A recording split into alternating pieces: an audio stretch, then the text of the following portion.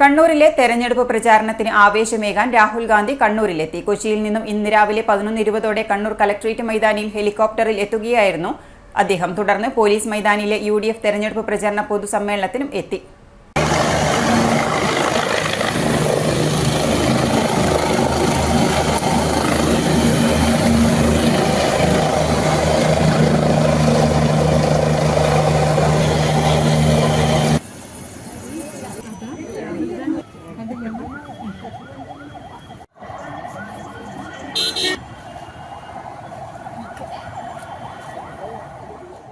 Are sitting with us on the stage.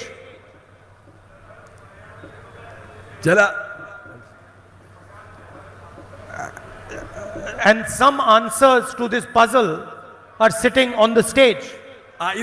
ഇതിനെ എതിർക്കുന്ന കുറച്ചുപേർ കമ്മ്യൂണിസ്റ്റ് മാർക്സിസ്റ്റ് പാർട്ടിയുടെ ഈ തെറ്റായ നയങ്ങളെ എതിർക്കുന്ന പ്രമുഖരായ ചില നേതാക്കന്മാർ ഇപ്പോൾ നമ്മോടൊപ്പം there are two veteran leaders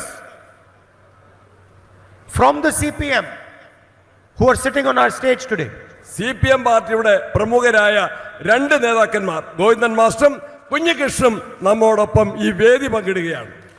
Why are they sitting on our stage?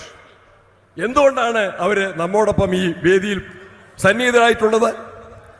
Why are they not campaigning for the left front? Why are they not campaigning for the chief minister?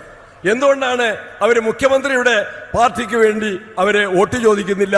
എന്തുകൊണ്ടാണ് അവർ ഇടതുപക്ഷ മുന്നണിക്ക് വേണ്ടി അവർ വോട്ട് ചോദിക്കുന്നില്ല? Because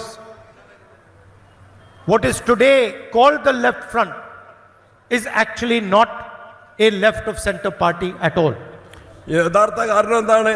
ഇന്ന് കേരളത്തിൽ ഇടതുപക്ഷം എന്ന് പറയുന്നവര് യഥാർത്ഥ ഇടതുപക്ഷമല്ല, പുരോഗമന ചിന്താഗതിക്കാരല്ല, അവര് വലതുപക്ഷത്തേക്ക് മാറിക്കഴിഞ്ഞിരിക്കുകയാണ്.